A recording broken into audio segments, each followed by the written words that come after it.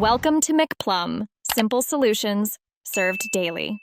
You need to be signed into the Microsoft account you use for Xbox. This ties the subscription to your profile and game saves. Once signed in, scratch or reveal the 25-character code on the card and keep it visible. Now go straight to Store, select Redeem or Visit Account. Microsoft. .com/redeem. This is faster than searching menus. Enter the code carefully because hyphens and characters matter. And make sure your console's region matches the card's region before use. Once you enter the code, the system validates it. If accepted, you'll see the subscription tier and duration.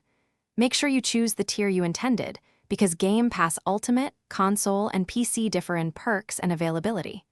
If prompted, confirm whether to enable auto-renewal. This sets billing on your payment method. Also check region and any promotional bundles, those affect available games. If the code fails, double-check characters and try redeeming via the Xbox mobile app or a web browser. After confirming, you should see Game Pass active in My Subscriptions. This tells you the start and end dates and whether it's stacked with an existing plan. Now browse the Game Pass library and start downloading games. Make sure you have storage and allow updates so games run correctly. If a purchased code won't redeem, first verify the region and that the code wasn't already used.